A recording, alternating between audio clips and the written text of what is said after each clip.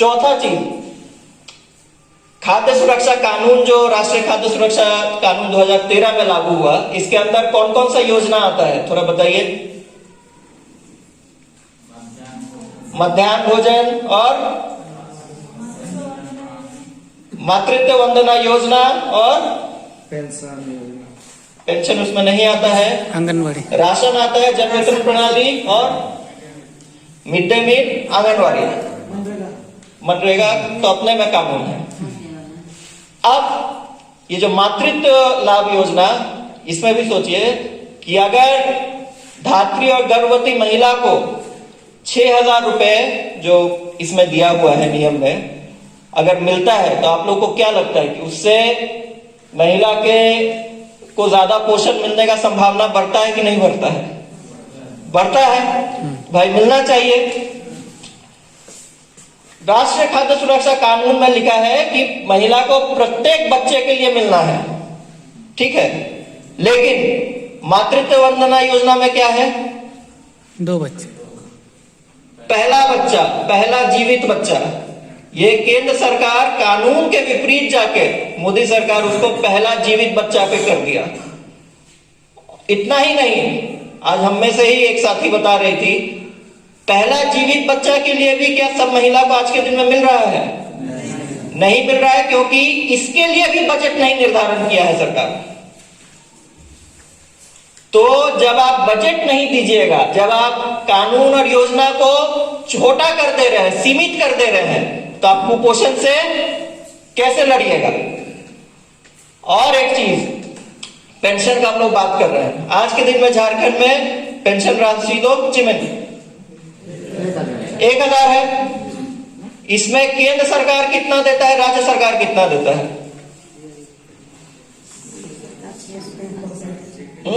केंद्र सरकार 600। केंद्र सरकार से आप लोग सवाल नहीं पूछते हैं लगता है, नहीं? आप डर लगता है, सही बोल रहे हैं। बहुत जगह लोग तो ऐसा बोल रहे हैं, ऐसा माहौल ही सरकार बना रहा है, सवाल करेगा तो भाई उठा कर ले जाएगा, किसी पे केस कर देगा। एक सवाल तो करना होगा। पेंशन का केंद्र सरकार का राशि 2007 से बुजुर्गों का 200 रुपए प्रति महीना है। 200 में किसी का भी कुछ भी चलेगा। 200 रुपए प्रति महीना है। जब से मोदी सरकार आई है तब से भी 200 ही है, 2007 से आज तक 200 है। महंगाई दर से भी नहीं बढ़ा है। तो आज के दिन में झारखंड सरकार 800 रुपए लगाती है, केंद्र सरकार का 200 रुपए आता है। कुछ में 80 साल के उम्र के ज्यादा में वो थोड़ा ज्यादा पैसा देती है केंद्र सरकार, लेकिन मूलतः वो 200 देती है। और केंद्र का जो पेंशन योजना है, क्या नाम है उसका? सर्वजन पेंशन योजना तो झारखंड सरकार का है। इंदिरा गांधी योजना, इंदिरा गांधी बुजुर्ग योजना, विधवा योजना, विकलांग योजना, है ना? ये इसमें क्या बीपीएल में है? ये सिर्फ बीपीएल सूची के लिए है। अब आप लोग बोलिए, गांव में जितने बूढ़े बुजुर्ग दिखते हैं, कितने के पास बीपीएल सूची में कितना का नाम होगा? नहीं होगा। केंद्र सरकार आज तक ये योजना को केवल बीपीएल सूची तक सीमित करके रखा है, और वो भी कितना रुपया? 200 रुपए। झारखंड सरकार काफी जन दबाव के बाद, थोड़ा जनता की अपेक्षा अनुसार, एक तो है कि योजना का जो राज्य योजना है उसका काफी सीमा बढ़ाया है। सर्वजन बोल रहे हैं, अभी भी पूरी तरह से सार्वभौमिक नहीं हुआ है, लेकिन काफी संख्या बढ़ा है। लेकिन 1,000 रुपए जो है, क्या एक बूढ़े बुजुर्ग के लिए, एक एकल महिला के लिए 1,000 रुपए काफी है?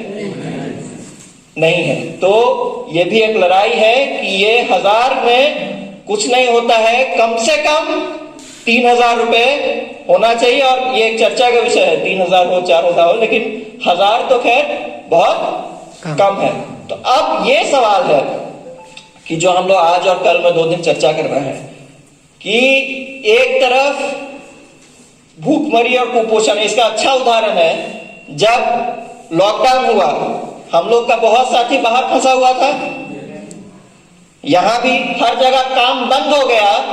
जिनके घर में पिछले साल का धान नहीं था, उनका क्या स्थिति हुआ था? जो लोग बाहर फंसे हुए थे, जिनका काम रुक गया था और रोजगार रुक गया था, उनको खाने का भी दिक्कत हुआ था। तो आज देश अभी वैसा स्थिति है कि अभी भी अगर काम रुक जाए, रोजगार रुक जाए, तो परिवार में खाने की दिक्कत बहुत बड़ी आबादी का होता है। और बड़ी आबादी में कुपोषण है। और साथ में सिर्फ बच्चों नहीं, महिलाओं का अगर देखें, झारखंड में, हम लोग के पश्चिमी सिंहभूम में 1/3 महिलाओं का उम्र के अनुसार जितना वजन होना चाहिए, जिसको अंग्रेजी में BMI बोलते हैं, बॉडी मास इंडेक्स, वो कम है। तो जब अगर महिला का ही BMI कम है, जब वो गर्भवती होती है और फिर बच्चा होता है, तब तो शुरू से ही कुपोषण का संभावना बढ़ जाता है। लेकिन इस ओर किसी भी सरकार का, मोदी सरकार तो पूरा कुपोषण से हाथ हटा लिया है। और एक और मजेदार बात सिर्फ आखिरी बता रहे हैं, आजकल सरकार सब एक राष्ट्र एक राशन ये सब बात कर रहा है ना, हर चीज का एक एक कर रहा है कि पूरा देश में एक चलेगा। राज्य का जितना आर्थिक और राजनीतिक शक्ति है उसको केंद्र सरकार अपने अंदर खींचने का कोशिश में है। लेकिन जहां कुपोषण, भूखमरी, सामाजिक सुरक्षा में खर्चा करने का बात आता है, केंद्र सरकार हाथ उठा के बोलता है ये तो राज्य का जिम्मेवारी है। तो हम लोग को अब चुनौती है कि गांव से लेकर राजनीतिक क्षेत्र तक ये लड़ाई जो है भूखमरी और कुपोषण के विरुद्ध लड़ाई को हम लोग को आगे ले जाना है। और ये लड़ाई सिर्फ गांव तक सीमित नहीं है, जैसा हम लोग बोल रहे हैं कि अगर सरकार का ही सोच गरीब के विरोध में है, तो हम लोग गांव के साथ साथ हम लोग को आगे के संघर्ष को भी सोचना पड़ेगा।